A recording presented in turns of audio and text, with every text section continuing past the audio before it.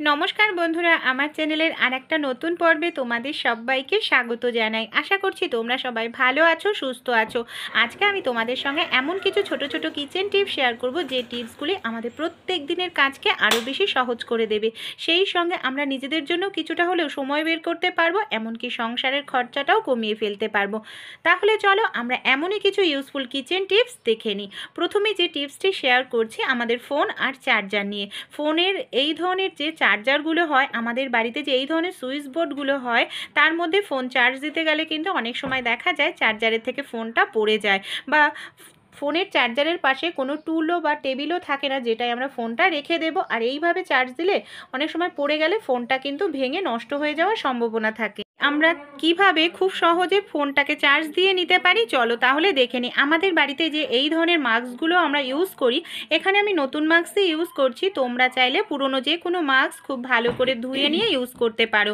এই ধরনের মাস্কের মধ্যেই কিন্তু আমরা ফোনটাকে সুরক্ষিতভাবে রেখে চার্জ দিতে পারি। কিভাবে? এখানে দেখো, ফোনের যে চার্জারের তারটা আছে, এই তারটাকে খুলে নেব। তারপর আমি এখানে যে মাস্কটা আছে, মাস্কটাকে আমি ফোনের চার্জারের ভেতরের দিকে ঢুকিয়ে আবার আমি তারটাকে লাগিয়ে দেব।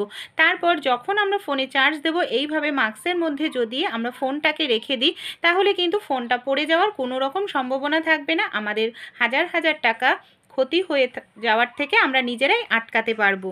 আশা করছি টিপসটি তোমাদের কাজে লাগবে। চলো তাহলে আমরা পরবর্তী টিপসটি দেখে নিই। আদা তো আমরা কম বেশি প্রত্যেকেই খাই, চায়ে খাই, এমনকি তরকারিতে খেয়ে থাকি। কিন্তু আদার খোসা যখন আমরা যে আমাদের বাড়িতে যে বটি হোক কিংবা ছুরি হোক, আদার খোসা ছাড়াতে যাই, আদার সঙ্গে কিন্তু খোসার সঙ্গে বেশ কিছুটা আমাদের আদাও নষ্ট হয়ে যায়। তাই কিভাবে আমরা আমাদের বাড়িতে যে এই ধরনের ওষুধের শিশিগুলো থাকে না, এর ঢাকনাগুলো দিয়ে খুব সহজে আদা ছাড়িয়ে নিতে পারি, আদার খোসা। এইভাবে আদার খোসা ছাড়ালে আদার খোসার সঙ্গে কিন্তু একটু আদাও নষ্ট হবে না, আর আদার খোসা ছাড়াতেও কিন্তু আমাদের খুব অল্প সময়ের মধ্যেই কাজটি আমরা করে ফেলতে পারবো। দেখো কত সহজেই আদার খোসাটা আমরা ছাড়িয়ে নিচ্ছি, আর একটুও কিন্তু খোসার সঙ্গে আমাদের আদাও থাকছে না।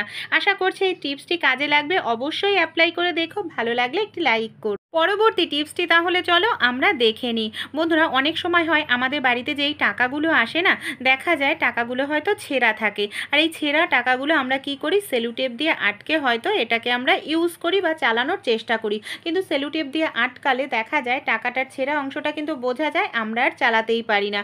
তাই কোনো রকম সেলুটেপ ব্যবহার করা ছাড়াই টাকাটাকে কিন্তু আমরা জোড়া লাগিয়েই ফেলতে পারি। কিভাবে? একটি মোমের সাহায্যে। এখানে আমি মোমবাতি ধরিয়ে নিয়েছি। মোমবাতিটাকে ধরিয়ে মোমটাকে গলিয়ে যেখানে টাকাটার আমাদের ছিঁড়ে গেছে সেই অংশে গলানো মোমটা দিয়ে দেব। দিয়ে তারপরে আমরা কিছু সময় টাকাটাকে রেখে দেব। ব্যাস, আমাদের সমস্যা কিন্তু সমাধান হয়ে যাবে। মোমের কারণে টাকাটা কিন্তু খুব সহজেই আমাদের জোড়া লেগে যাবে। কোনো রকম সেলুটেপ ইউজ করতেও হবে না, আর ছেঁড়া অংশটা কিন্তু বোঝাও যাবে না। দেখতে পাচ্ছ কত সহজেই টাকাটাকে আমরা জুড়িয়ে নিতে পারলাম। আশা করছি এই ছোট্ট টিপসটি কাজে আসবে। চলো তাহলে পরবর্তী টিপসটি দেখে নিই। আমরা যখন নখে নেল পালিশ পরতে যাই, অনেক সময় দেখা যায় নখের সাইড দিয়ে না নেল পালিশগুলো লেগে যায়, যেটা ভীষণই বাজে লাগে দেখতে। আবার আমাদের তুলো দিয়ে নয় রিমুভার দিয়ে নেল পালিশটা মুছতে লাগে, না হলে কালারের হয়ে যায়, দেখতে বাজে লাগে। দেখো আমাদের বাড়িতে যে এই ধরনের জামা কাপড় মেলার ক্লিপগুলো আছে, এই ক্লিপগুলোকে যদি নেল পালিশ পরার সময় আমরা এইভাবে হাতের আঙুলে আটকে নিই, তাহলে দু সাইডের চামড়াটা টান টান হয়ে যাচ্ছে। তারপর যদি আমরা নখে নেল পালিশ পরি, তাহলে কিন্তু নখের সাইডের যে চামড়াটায় কখনোই নেল পালিশটা লাগবে না, এমনকি আমরা খুব সুন্দরভাবে নেল পালিশটাও পরতে পারবো। আর এইভাবে যদি আমরা নেল পালিশ পরি, আমাদের নেল পালিশ কিন্তু মোছামুছির কোনো রকম ঝামেলাও করতে হবে না। আশা করছি টিপসটি কাজে লাগবে। ভালো লেগে থাকলে অ্যাপ্লাই করো। পরবর্তী টিপসটি দেখে নিই। টিপ তো আমরা কম বেশি প্রত্যেক মহিলারাই টিপ পরে থাকি, কিন্তু অনেক সময় দেখা যায় আমরা টিপ পরার সময় যদি কোথাও যাইটাই হয়তো ঘাম হয়, কোনো কারণে দেখা যায় টিপটার আঠাটা বারবার উঠে যায়। আর টিপ না পরলেও আমাদের ভালো লাগে না, ব্যাগে সবসময় টিপও নিয়ে যাওয়া সম্ভব হয় না। তাই কিভাবে আমরা টিপটা পরলে টিপের আঠা অনেকক্ষণ পর্যন্ত থাকবে, সহজে কিন্তু টিপটা আমাদের হাতের থেকে খুলে যাবে না। এর জন্য যখনই আমরা বাজার থেকে টিপ কিনে আনবো, বা গরমকালে যখন টিপটা পরে কোথাও যাব অনেকটা সময়ের জন্য, এই টিপের পাতাটাকে যদি আমরা ফ্রিজের মধ্যে 10 থেকে 15 মিনিটের জন্য রেখে দিই, তাহলেই কিন্তু আমাদের টিপের আঠাটা শক্ত হয়ে যাবে। তারপর আমি তোমাদের টিপটা পরেও দেখাচ্ছি, সহজে কিন্তু টিপটা আমাদের কপাল থেকে উঠবে না, কারণ ঠান্ডার কারণে টিপের আঠাটা শক্ত হয়ে গেছে, কপালে কিন্তু খুব টাইটভাবে আটকে থাকবে অনেকক্ষণ। ছোট্ট টিপসটি অ্যাপ্লাই করে দেখো, আশা করছি তোমরাও দারুণ রেজাল্ট পাবে। এগুলি তোমাদের কিরকম লাগছে অবশ্যই আমাকে কমেন্ট করে জানিও। তাহলে চলো আমরা পরবর্তী টিপস বা আইডিয়াটি দেখে নিই। পরবর্তী যে টিপসটি শেয়ার করব সেটাও কিন্তু টিপের পাতা নিয়ে। অনেক সময় আমাদের বাড়িতে যে মিক্সার মেশিন হয় না, আমরা প্রত্যেকেই রান্নাঘরের স্ল্যাবের পাশে রেখে দিই। এমনকি রান্নাতে তো প্রত্যেক দিনই মশলা ইউজ করতে হয়, পেস্ট করতে হয়, কিন্তু যখন আমরা কিচেন স্ল্যাব বা সেই জায়গাটা মুছতে যাই, দেখা যায় জল পড়ার কারণে আমাদের যে মিক্সার মেশিনটা একেবারে ফিক্সড হয়ে আটকে যায়, সহজে নাড়ানো চড়ানো করা যায় না। কারণ এর যে 4টি পায়া আছে এক ধরনের রাবার দেওয়ার কারণে এই সমস্যাটি হয়। তখন কিন্তু আমাদের মিক্সার মেশিনটা হাত দিয়ে উঁচু করে ধরে তারপর পরিষ্কার করতে লাগে। তাই সমস্যাটার জন্য আমরা খুবই অনেক সময় বিরক্ত বোধ করি। তাই আমরা যদি মিক্সার মেশিনের 4টে পায়ার মধ্যে এই ধরনের বড় টিপ 4টে দিয়ে দিই, তাহলে কিন্তু খুব সহজেই মিক্সার মেশিনটাকে আমরা মুভ করতে পারবো। কোনো রকম মিক্সার মেশিনটা আমাদের তুলে ধরতে হবে না। যে কোনো জল পড়া জায়গাতেও আমরা খুব সহজেই সরানো নাড়ানো করতে পারবো। তাহলে এই টিপসগুলি অবশ্যই অ্যাপ্লাই করো, আশা করছি তোমাদের কাজে আসবে। পরবর্তী টিপসটি তাহলে চলো দেখে নিই। বন্ধুরা, লঙ্কা তো আমরা প্রত্যেকেই রান্নার জন্য খেয়ে থাকি, কিন্তু আজকে তোমাদের সঙ্গে এমন একটি লঙ্কার টিপস আমি শেয়ার করব, তোমরাও উপকৃত হবে। এখানে দেখো আমি ঝাল দেখে নিয়েছি 3টি কাঁচা লঙ্কা। এখানে আমি নিয়ে নেব হামালদিস্তা। হামালদিস্তার সাহায্যে আমাদের কি করতে হবে, লঙ্কাটাকে হালকা একটু থেতো করে নিতে হবে। এখানে তোমরা চাইলে লঙ্কাগুলোকে কিন্তু হালকা করে একটু ছোট ছোট টুকরো করেও নিতে পারো। আমি একটু থেতো করে নিচ্ছি, তাহলে লঙ্কাগুলোর ঝালটা খুব ভালোভাবে বের হবে। তাহলে এই লঙ্কাগুলোকে আমরা কিভাবে ব্যবহার করব, দেখো এখানে আমি পুরোটা লঙ্কাই খুব ভালো করে এইভাবে থেতো করে নিলাম। লঙ্কাগুলো থেতো করার পর এখানে আমি নিয়েছি যে আমাদের বাড়িতে এই ধরনের মশা মারার যে কয়েলগুলো থাকে না, এই কয়েলগুলোকে এইভাবে ছোট টুকরো করে নিয়েছি। এই কয়েলগুলোকে আমাদের একটু গুঁড়ো করে নিতে হবে। এর জন্য দেখো আমি একটি পুরনো পাত্র নিয়েছি, যে পাত্রটা কোনো কাজেই ব্যবহার করতাম না, সেরকম একটি পাত্রের মধ্যে আমি লঙ্কার পেস্টটাকে সবার প্রথমে ঢেলে নিচ্ছি। দেখো পুরোটা পেস্ট ঢেলে নিলাম। এবার একটি পেপারের ওপর আমি এই ধরনের যে কয়েলটাকে গুঁড়ো করে নিয়েছিলাম মশা মারার, এটাকে নিয়ে নেব।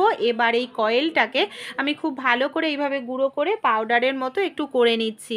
দেখো কিছু সময় এইভাবে কোনো কিছু ভারী কিছুতে আঘাত করলেই গুঁড়ো হয়ে যাবে। পাউডারটা রেডি হয়ে গেছে, লঙ্কার মধ্যে দিয়ে দিচ্ছি।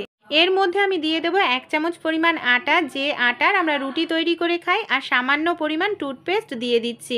তারপর খুব ভালো করে সবগুলো উপকরণ আমরা মিশিয়ে নেব। এর মধ্যে আমি দিয়ে দিচ্ছি 1 চামচ পরিমাণ হোয়াইট ভিনিগার। চামচের সাহায্যে সবগুলো উপকরণ খুব ভালো করে মিশিয়ে নিতে হবে। বেশি জল দেওয়া যাবে না। দেখো জলের পরিমাণটা তোমরা যদি ভিনিগারের পরিবর্তে জল দাও, তাহলে অল্প পরিমাণে জল দিতে হবে। আর ভিনিগার দিলে ভিনিগারের যেহেতু একটি এক্সট্রা গন্ধ রয়েছে, সেই গন্ধটাও কিন্তু কাজে লাগবে। এখানে দেখো এইভাবে মিশিয়ে নিলাম। এবার আমাদের ছোট ছোট করে বল আকৃতি করে অনেকগুলো গুলি তৈরি করে নেব। এখানে তোমরা তোমাদের প্রয়োজন অনুযায়ী গুলি তৈরি করবে। আমি এখানে 3-4টে মতো এই ধরনের গুলি তৈরি করছি। এই গুলিগুলোকে কি কাজে ব্যবহার করব চলো তাহলে দেখে নিই। বন্ধুরা, আমাদের বাড়িতে যে রান্নাঘরে গ্যাসের সিলিন্ডারটা আমরা রেখে দিই, সেই সব জায়গায় দেখা যায় যে গ্যাসের সিলিন্ডারের ভেতরের দিকেও কিন্তু ছোট ছোট আরশোলা, এমনকি টিকটিকিরা বাসা তৈরি করে এর ভেতরের দিকটা। ইঁদুররাও কিন্তু দেখা যায় এই সব জায়গায় বেশি উৎপাত হয়। তাই এই সব জায়গায় এই যে ছিদ্রগুলো রয়েছে না, দেখো গ্যাসের সিলিন্ডারটা দেখা যায় 1 মাস তো আমরা একই জায়গায় রেখে দিই, আর এই জায়গাতেই ছোট্ট ছোট্ট আরশোলা একেবারে ভরে যায়।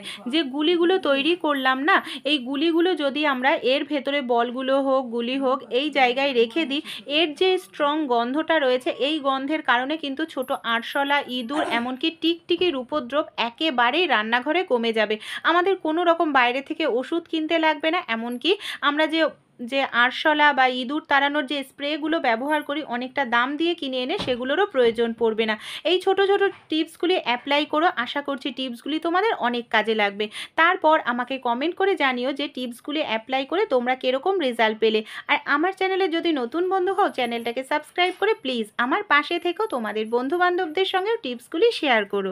পরবর্তী টিপসটি তাহলে চলো দেখে নিই। বন্ধুরা, মাংস তো আমরা কম বেশি প্রত্যেকেই খাই। অনেক সময় দেখা যায় মাংস 2-3 বার ধোয়ার পরও না মাংস থেকে একটি লাল মতো জল বের হতে থাকে, এমনকি আষ্টে গন্ধও থাকে। তাই মাংস ধোয়ার সময় আমরা যদি 1 চামচ পরিমাণ ভিনিগার দিয়ে মাংসটাকে খুব ভালো করে হাত দিয়ে এইভাবে একটু কষলে নিই, তারপর মাংসটার গায়ে যদি কোনো রকম রক্ত থাকে পরিষ্কার করে নর্মাল 1 থেকে 2 বার জল দিয়ে ধুয়ে নিই, তাহলে কিন্তু মাংসটা খুব ভালোভাবে ধোয়াও হবে।